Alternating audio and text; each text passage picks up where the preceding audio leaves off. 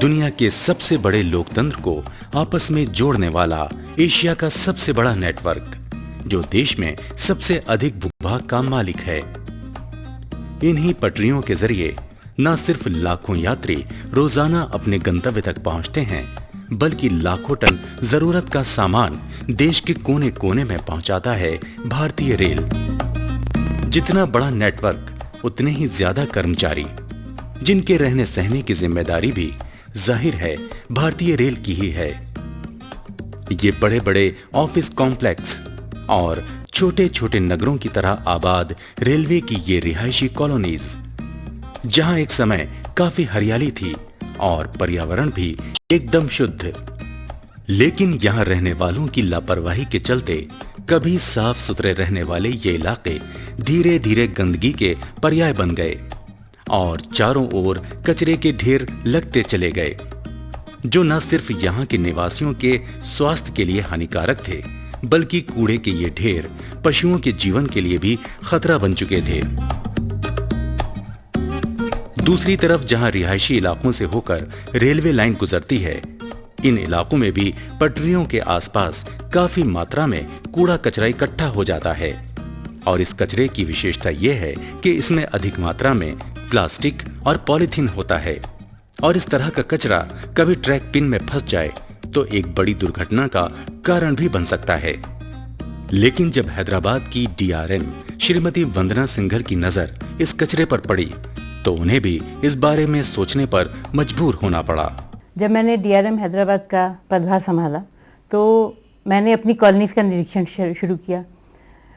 मैं ये देखकर अचंभित रह गई और बहुत विषाद में पड़ गई कि हमारी कॉलोनीज में कूड़े का ढेर एक भयानक प्रोपोर्शन तक पहुंच चुका है। हमारे सफाई कर्मचारी इसको साफ करते हैं, परंतु ये कूड़ा इतनी विकट समस्या का रूप धारण कर चुका है कि मुझे लगा इसके लिए हमें कुछ न कुछ अवश्य करना चाहिए। मैंने विभिन्न संस्थाओं को संपर्क स्थापित किया। पीसीआरए ने हमको इस बारे में टेक्निकल नो हाउ दिया। उन्होंने आकर हमारे ऑफिस में पावर पॉइंट प्रेजेंटेशन किया। मैंने सोचा क्यों ना इसको एक हमारी कॉलोनी सीताफल मंडी में आजमाया जाए। पीसीआरए के दिशा निर्देश अनुसार कूड़े से निपटने के लिए हैदराबाद डिवीजन के सीताफल मंडी को प्रयोगशाला के रूप में चुना गया। श्रीमती सिंघल ने यहाँ की महिलाओं को इकट्ठा किया और उन्हें कचरे से होने वाले नुकसान के बारे में समझाया। साथ ही ये भी बताया कि इस कचरे को किस प्रकार ठिकाने लगाकर एक बढ़िया किस्म की खाद तैयार की जा सकती है। यहाँ के निवासियों को इस उद्देश्य के प्रति जागरूक करने के लिए सिर्फ एक मीटिंग करना काफी नहीं था। कूड़े को ठीक प्रकार से ट्रीट करना और उसे एक निर्धारित स्थान पर डालना, इसके लिए उनके बेसिक एटीट्यूड में बदलाव लाए बिना इस लक्ष्य को पाना नामुमकिन था। यही सोचकर श्रीमती सिंघल ने यहाँ के निवासियों से घर घर जाकर मिलना शुरू किया। लेकिन यहाँ भी एक समस्या पैदा हो गई और वो थी भाषा की समस्या। इसके लिए स्थानीय भाषा तेलुगु में पंपलेट्स उन्हें दिए गए ताकि वो बात को अच्छी तरह समझ सकें। यह है बायो कंपोस्टिंग गार्बेज बिन, जिसे पीसीआरए के दिशा निर्देश अनुसार सीताफल मंडी कॉलोनी में तैयार किया गया है।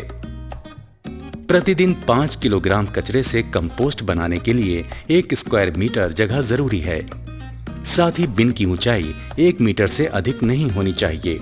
बिन को बनाने के लिए ईंटों की सीमेंट या गारे से चिनाई की जा सकती है। बिन के बॉटम में कुछ सुराख छोड़ दिए जाते हैं ताकि अतिरिक्त जल की निकासी हो सके।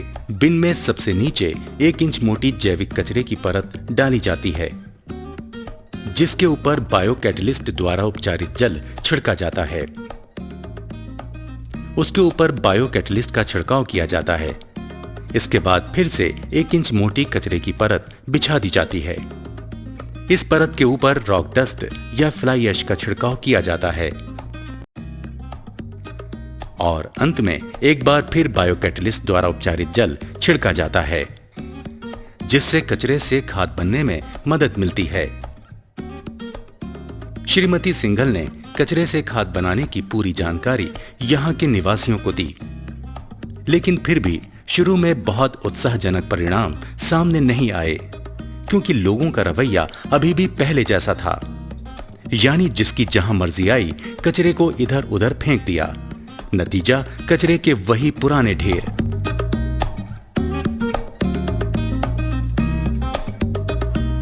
लेकिन श्रीमती सिंघल ने हार नहीं मानी। भले ही इसके लिए उन्हें स्वयं हाथ में झाड़ू उठानी पड़ी, लेकिन लोगों को प्रेरित करने के लिए इससे बेहतर तरीका और क्या हो सकता था।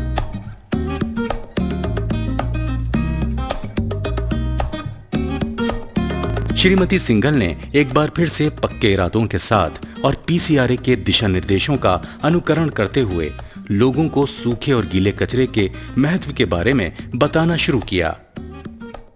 मैंने गृहिणियों को ये समझाया कि जिस कूड़े को आप कूड़ा समझकर फेंक देती हैं और जो हमारे लिए विकट समस्या बन जाता है, वो कूड़ा नहीं है, दरअसल वो सोना है। उसमें जो बायोडिग्रेडेबल पोर्शन है, जो आपके किचन का वेजिटेबल पील्स, फलों के छिलके हैं, उसको हम उर्वरक, उसकी खाद बना सकते हैं। उस खाद से आप अपने घर में फूल, फल, सब्जियां उगा सकते हैं और ये रासायनिक खाद से कई गुना बेहतर है और उसे हम फेंक देते हैं। इसी तरीके से प्लास्टिक और भी अन्य टीन का सामान, ये कूड़ा समझकर जो आप फेंक रही हैं, इसे अगर आप कबाड़ी को देंगी तो वो रिसाइकलिंग इंडस्ट्री को देगा और उससे रिसाइकिल होकर नए नए प्रोडक्ट्स बन सकते हैं। तो ये कूड़ा नहीं है, वास्तव में ये सोना है जो अपने घर से हम बाहर निकाल कर फेंक रहे हैं। ये केवल देखने का नजरिया है जो आपको बदलना है। और इस बार उन्होंने घर के भीतर रसोई में जाकर गृहिणियों को समझाया कि किस प्रकार गीले कचरे को, जैसे सब्जी का वेस्ट और कागज की थैली वगैरह को हरी बिन में और सूखे कचरे जैसे पॉलीथीन और ठोस कचरे को नीली बिन में डालना चाहिए। Non biodegradable, where you put it in blue, ठीक है। Now this green biodegradable thing you have to put in that bin which is outside, you know that ना। And this polythene, I will suggest, don't throw it in the bin. You have to keep collecting it in some corner of the kitchen and give it to the kabadi wala. In this program, we have learned how to dispose the plastic bags and plastic covers in a proper way. Of course, personally, I feel that we cannot stop using plastics, but we can, we should dispose it in a proper way by following certain methods like not throwing the plastic around or littering the plastic around, but use the plastic in a proper way and dispose it in a proper way. इस बार society के ओहदेदारों ने भी इस मुहिम में बढ़ चढ़कर हिस्सा लिया और लोगों को सूखे और गीले कचरे के महत्व के बारे में समझाना शुरू किया। आखिरकार किए गए प्रयासों का फल दिखाई देने लगा। लोगों ने अपने अपने घरों के आगे हरी और नीली बिन रखनी शुरू कर दी, जहां से सफाई कर्मचारी कचरे को उठाकर ले जाते हैं और सूखे कचरे को कूड़ा घर में डाल देते हैं और गीले कचरे को कंपोस्ट बिन में डाल देते हैं, जहां इस कचरे से खाद बन जाती है। गार्बेज का नया कार्यक्रम जो शुरू हुआ, इसके द्वारा हमें बहुत फायदा हो रहा है। पहले हमारे कॉलोनी में इतनी सफाई नहीं थी। कॉलोनी के पूरे कचरा कुंडी पूरे भरे हुए सो रहते थे और कुत्ते, सुअर, गाय आदि जानवर आके पूरा खराब करते थे। हमको यहाँ तक कि हमको सीढ़ियाँ उतरना भी मुश्किल हो जाता था। लेकिन आजकल हमको बहुत अच्छा लग रहा। एक कार्यक्रम के द्वारा जो है हमको बहुत हमारा कॉलोनी भी सुंदर दिखाई देने लगा और चारों ओर का वातावरण भी अच्छा लग रहा। और इसमें एक बात यह है कि लोगों में भी एकता बढ़ने लगी। आज यहाँ के निवासियों को कचरे का महत्व समझ में आ गया है, तभी तो यहाँ की महिलाएं सब्जी पॉलिथीन बैग्स में लेने के बजाय जूट या कपड़े के थैले में लेना पसंद करती हैं। Previously we used to burn all the garbage. Here and there we used to throw it, but once our DRM has come into the colony and she has given us a class about how we should separate the garbage, like wet garbage and dry garbage. So we have taken like that and we are doing it and we have done the best of it and still we are doing it, and now it is very clean and hygienic also, and in future also I think it will be for future generation also it may be too good also. ये था श्रीमती सिंघल और PCRA द्वारा एक बड़े बदलाव के लिए किया गया एक छोटा सा संयुक्त प्रयास, जिसकी सफलता की कहानी खुद बयां कर रही हैं यहाँ की फिजा और यहाँ की गलियां, जहाँ कभी कचरे और गंदगी के ढेर हुआ करते थे।